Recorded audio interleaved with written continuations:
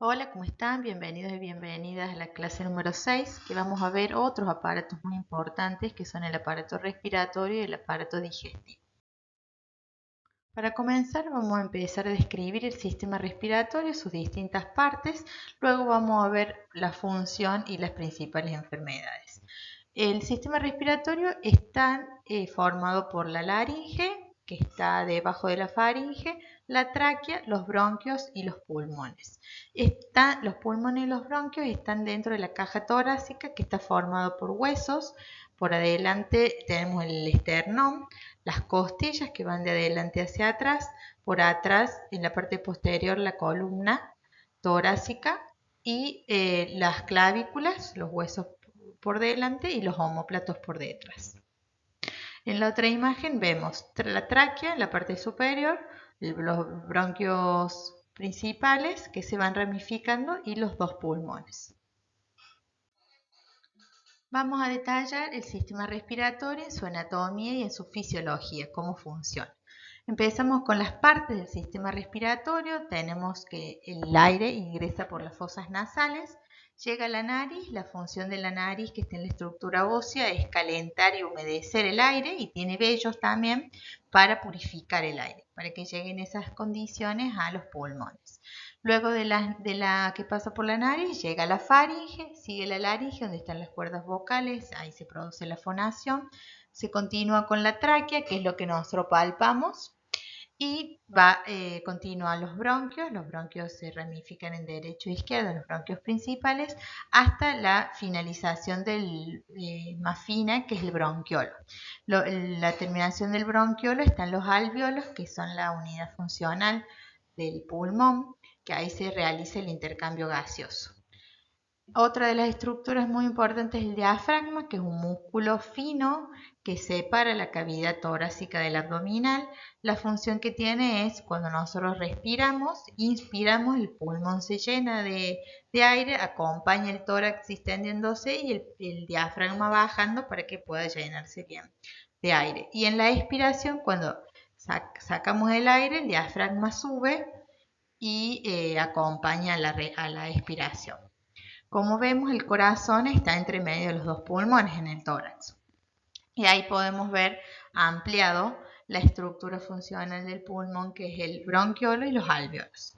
Recuerdan, los alvéolos tienen paredes finas, ahí se realiza el intercambio gaseoso. Vienen las arterias pulmonares del corazón derecho con la sangre desoxigenada para oxigenarse. Todo el aire que respiramos tiene otros gases, pero lo que nosotros necesitamos es el oxígeno. Entonces ingresa el oxígeno a la sangre, vuelve al corazón izquierdo para ser bombeado por el corazón para todo el torrente sanguíneo por las venas pulmonares. Ingresa oxígeno y se libera dióxido de carbono, que es un desecho. Todas las células necesitan este oxígeno para poder realizar sus funciones.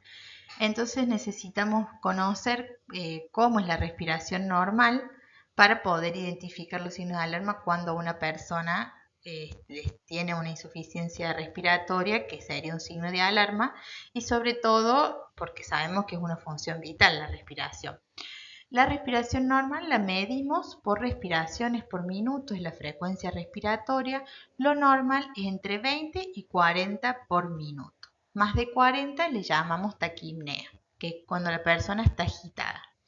La otra cosa que medimos también es la saturación, que es la concentración de oxígeno en la sangre, que lo normal se mide en porcentaje, lo normal es más de 96, y cuando es menor a 90 también es de alarma. La disnea es la sensación de falta de aire.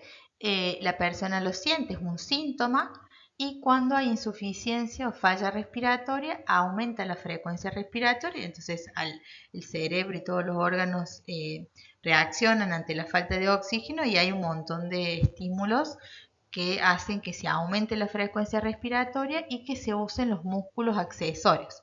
Como decíamos, uno de los músculos que está involucrado en la respiración es el diafragma, pero cuando tiene que aumentar la frecuencia respiratoria o no puede ingresar bien el aire por obstrucción o por ocupación, por ejemplo, como veíamos en la neumonía, que el alvéolo estaba ocupado con líquido, el cuerpo tiene que respirar más rápido para llegar a la cantidad de oxígeno que tuviera si estuviera sano. Entonces se usan los músculos accesorios, que son los intercostales, que son los de entre las costillas, y los de debajo de los abdominales, los de debajo de las donde termina el reborde costal, que son abdominales, y el aleteo nasal, que es el movimiento de las fosas nasales.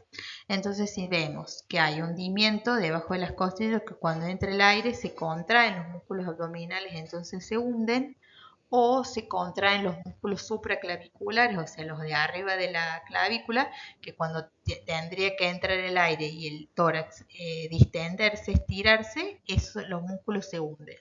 O el aleteo nasal, que es como que se abren de más las fosas nasales para que le entre el aire. Todo eso son signos de alarma que nos están diciendo que esa persona no está pudiendo respirar.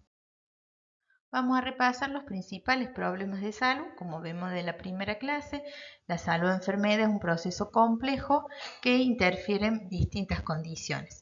La neumonía lo vimos como ejemplo en la primera clase. Sabemos que es una infección que se inflaman y llenan de líquido exudado los pulmones, que la unidad funcional, el alveolo, se llena de líquido, entonces no se puede hacer el intercambio gaseoso. Los síntomas pueden ser tos con expectoración, con flema, da fiebre, escalofrío, dificultad para respirar. También vimos que la persona puede estar desorientada, que no tenga apetito, que se caiga, que esté con bastante sueño, somnolencia.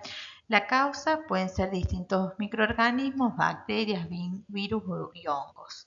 La neumonía depende del grado de la afectación pulmonar. Si es pequeño o afecta una parte del pulmón, no va a tener tanta repercusión clínica, pero si es una neumonía que ocupa mucho más de los lóbulos, o si la persona tiene condiciones que afectan la salud, los mecanismos de defensa o inmunosupresión, esas bajas de defensa, va a ser más grave. Con respecto a otra de las enfermedades que podemos compartir en este encuentro y poder conocer un poco más del aparato respiratorio, es el EPOC, significa enfermedad pulmonar obstructiva crónica, que como hemos visto el alveolo, las paredes que eran finas se destruyen. Hay destrucción de los alveolos. Con eso, la imposibilidad de realizar el intercambio gaseoso, las principales causas son el tabaquismo o exposición a otras sustancias, por ejemplo, humos, pegamentos, es muy común. El asma es parecido, pero puede considerarse una enfermedad pulmonar obstructiva crónica, pero la base es alérgica, inflamatoria.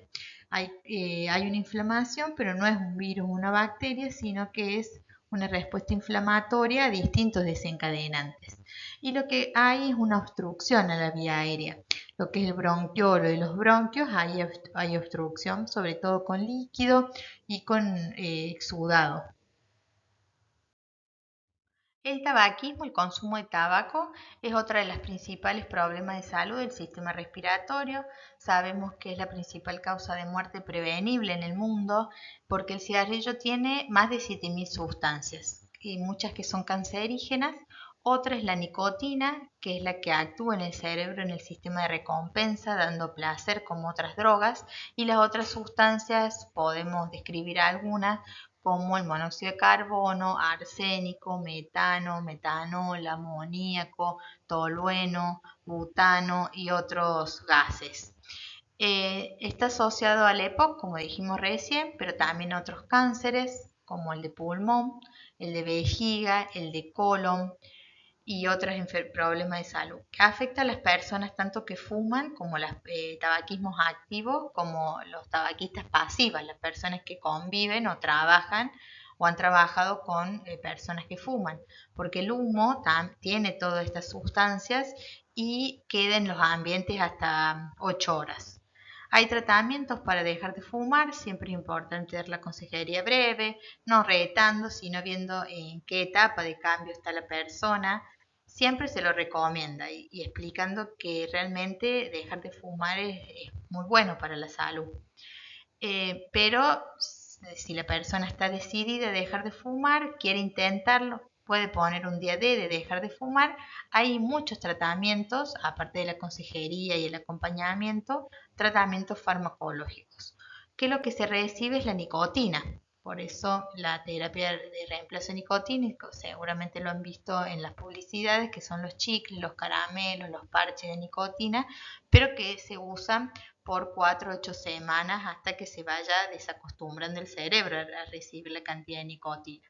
Y también hay otros medicamentos que actúan en el mismo lugar en el cerebro que la nicotina, que también pueden ser indicados por médico o médica. Siempre es importante poder garantizar el espacio libre de humo, por eso se han implementado muchas medidas en los lugares cerrados, por ejemplo. Otra de las medidas para combatir el tabaquismo es lo de las etiquetas, brindar la información de las enfermedades que produce, la prohibición de venta y de publicidad en los medios de comunicación y que tengan garantizado siempre las ayudas. Hay tratamientos grupales, por ejemplo, individuales y mucha información para brindar. Bueno, muchas gracias. Vamos a hacer la actividad y vamos a seguir con la segunda parte.